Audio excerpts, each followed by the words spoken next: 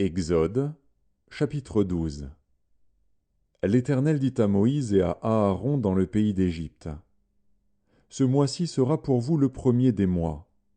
Il sera pour vous le premier des mois de l'année.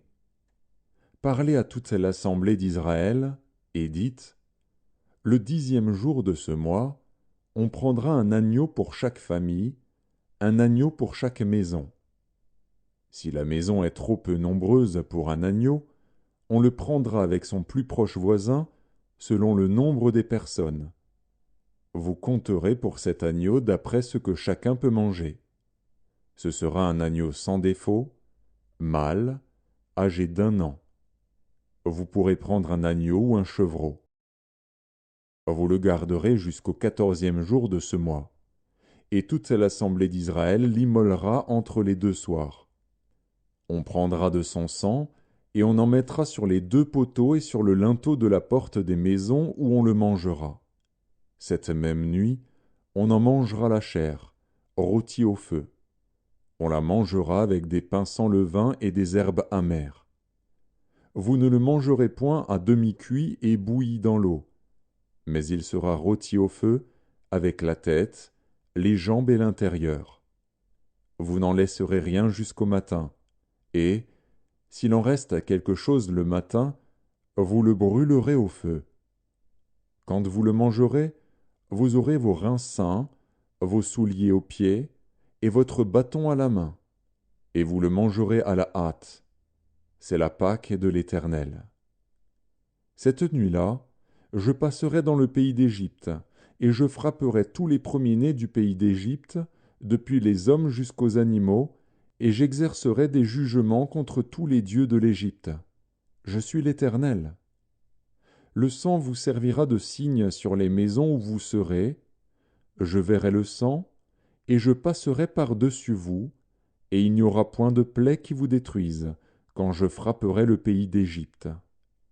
Vous conserverez le souvenir de ce jour, et vous le célébrerez par une fête en l'honneur de l'Éternel. Vous le célébrerez comme une loi perpétuelle pour vos descendants. Pendant 7 jours, vous mangerez des pains sans levain. Dès le premier jour, il n'y aura plus de levain dans vos maisons, car toute personne qui mangera du pain levé, du premier jour au 7e jour, sera retranchée d'Israël. Le premier jour, vous aurez une sainte convocation, et le 7e jour, vous aurez une sainte convocation.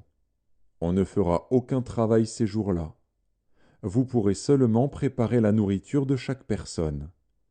Vous observerez la fête des pains sans levain, car c'est en ce jour même que j'aurai fait sortir vos armées du pays d'Égypte. Vous observerez ce jour comme une loi perpétuelle pour vos descendants.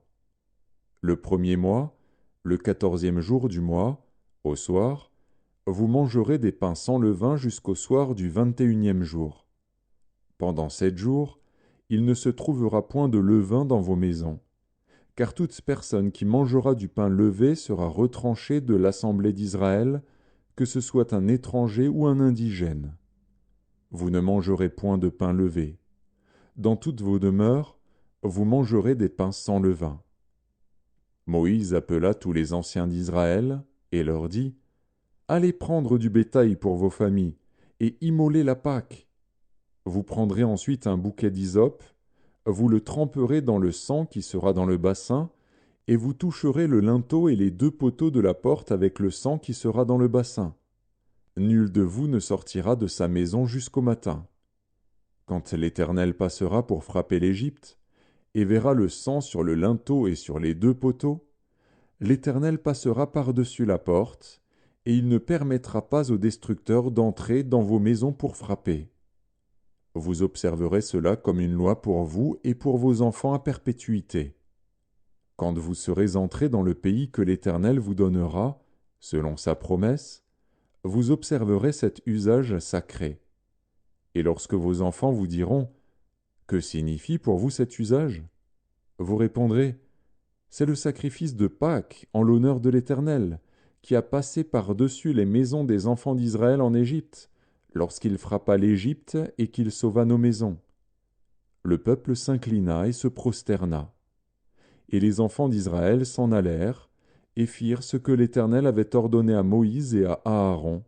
Ils firent ainsi. Au milieu de la nuit, l'Éternel frappa tous les premiers-nés dans le pays d'Égypte, depuis le premier-né de Pharaon assis sur son trône, jusqu'au premier-né du captif dans sa prison, et jusqu'à tous les premiers-nés des animaux. Pharaon se leva de nuit, lui et tous ses serviteurs, et tous les Égyptiens. Et il y eut de grands cris en Égypte, car il n'y avait point de maison où il n'y eût un mort. Dans la nuit même, Pharaon appela Moïse et Aaron et leur dit, « Levez-vous, sortez du milieu de mon peuple, vous et les enfants d'Israël. Allez, servez l'Éternel, comme vous l'avez dit. Prenez vos brebis et vos bœufs, comme vous l'avez dit. Allez et bénissez-moi. » Les Égyptiens pressaient le peuple et avaient hâte de le renvoyer du pays, car ils disaient, « Nous périrons tous. » Le peuple emporta sa pâte avant qu'elle fût levée. Ils enveloppèrent les pétrins dans leurs vêtements et les mirent sur leurs épaules. Les enfants d'Israël firent ce que Moïse avait dit, et ils demandèrent aux Égyptiens des vases d'argent, des vases d'or et des vêtements. L'Éternel fit trouver grâce au peuple aux yeux des Égyptiens, qui se rendirent à leur demande. Et ils dépouillèrent les Égyptiens. Les enfants d'Israël partirent de Ramsès pour Sukkot, au nombre d'environ 600 000 hommes de pied, sans les enfants. Une multitude de gens de toute espèce montèrent avec eux.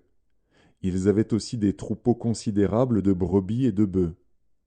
Ils firent des gâteaux cuits sans levain avec la pâte qu'ils avaient emportée d'Égypte et qui n'était pas levée, car ils avaient été chassés d'Égypte sans pouvoir tarder et sans prendre des provisions avec eux.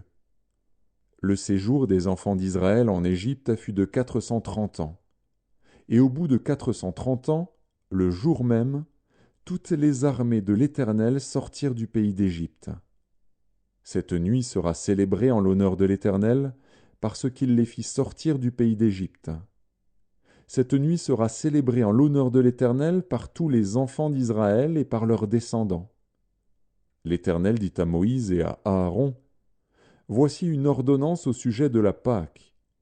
Aucun étranger n'en mangera. Tu circonciras tout esclave à qui a pris d'argent, alors il en mangera. L'habitant et le mercenaire n'en mangeront point. On ne la mangera que dans la maison.